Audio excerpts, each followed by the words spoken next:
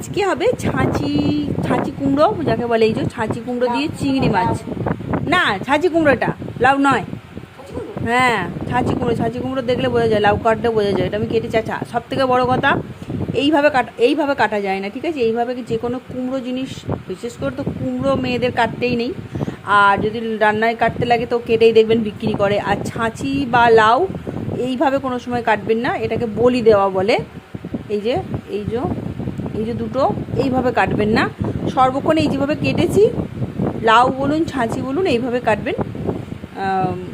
এবার কেন অত কিছু জানতে চাইবেন না, একটুখানি পড়াশোনা করে নেবেন, তাহলেই বুঝতে পারবেন যে কেন বলছি। আর এই যে ছাঁচি, এই ছাঁচি দিয়ে আমি আজকে চিংড়ি মাছের তরকারি করব। এটা নিরামিষ অ্যাকচুয়াল হয়, আমি কোনো দিন ছাঁচি দিয়ে চিংড়ি মাছ খাইনি, তো আজকে আমি নতুন ট্রাই করছি। আমি ছাঁচি দিয়ে কুমড়ো খেয়েছি, ছাঁচি নর্মাল তরকারি খেয়েছি, ছাঁচি ভাজা খেয়েছি, ছাঁচি চিংড়ি খাইনি। আজকে ছাঁচি কুমড়ো দিয়ে চিংড়ি মাছ করে দেখাবো, ঠিক আছে? আপনারাও করে দেখবেন, ভালোই লাগবে খেতে আশা করি। কারণ আগের দিন আমি করেছিলাম শুধু ছাঁচি কুমড়ো তরকারি, নিরামিষ। আজকেও নিরামিষই করবো, শুধু মাছটা পড়বে, বাস আর কিছু নয়। রসুন ফসুন কিছু পড়বে না, আদা ধনে জিরে দিয়ে হবে, নুন মিষ্টি যেমন আন্দাজ লাগে সেইভাবে করতে হবে, আর সাথে কুমড়ো ভাজা। আগে দেখতে থাকুন।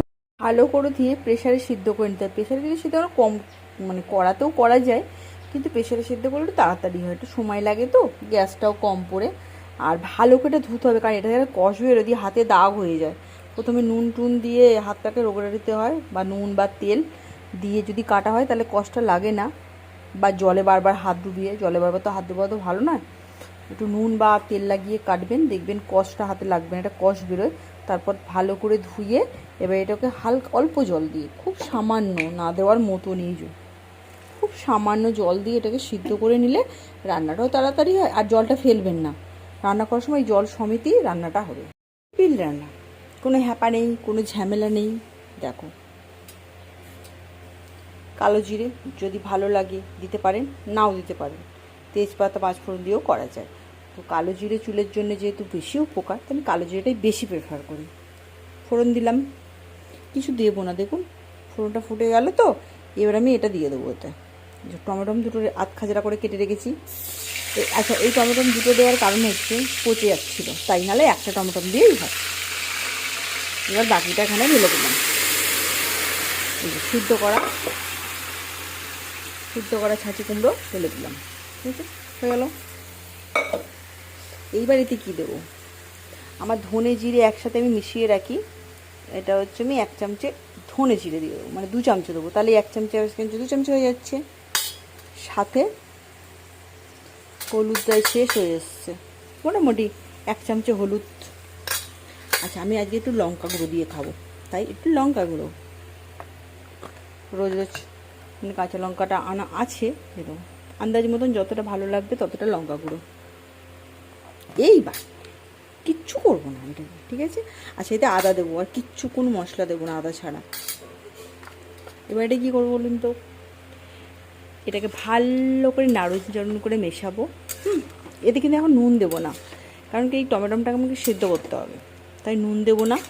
যা জল আছে বলেছিলাম জল বেরোবে, আর সামান্য জল দিয়ে সিদ্ধ করতে হবে। এগুলো সব এরকম করে কেটে কেটে দিলেই, মানে কাটার ঝামেলাটাও এখানেই হয়ে যাবে। দেখুন দেখুন এই চেয়ে রয়েছে তো। এবার এইটা দেখবেন কি সুন্দরভাবে মিহিভাবে মিশে গেছে, শুধু জলটা মরতে দিন, তাহলেই। তারপর আবার নুন দেবো, আবার জল বেরোবে, নুন মিষ্টি দেবো যখন। দেখ, আপাতত চাপা দিয়ে রাখি। কে পড়লো রে? হ্যাঁ, চাপা দিয়ে দিলাম, গ্যাসটা একটু জোরে দিয়ে দিলাম, হতে থাক। এই দেখো, মধ্যিখানে একটু খুলে ঘেটে নিয়েছিলাম, ঠিক আছে, ওটা দেখানো হয়নি। এই যে দেখো, এরম করে দেবো, টমেটম গলে গেছে, এগুলো একটু হাতে করে এরম করে পিছিয়ে দিলে ছোটো ছোটো হয়ে যাচ্ছে, দেখতে ভালো লাগবে, ঠিক আছে? এইবার আমি ধুয়ে রাখা চিংড়ি মাছটাতে দিয়ে দেবো। আমি চিংড়ি মাছ ভেজে রান্না করি না, খুব কম রান্না করি। আমি চিংড়ি মাছ সবসময় নুন হলুদ মাখিয়ে ধুয়ে রেখে দিই, আর তারপর এটাতে দিয়ে দিই। খেতে আমার খুব ভালো লাগে।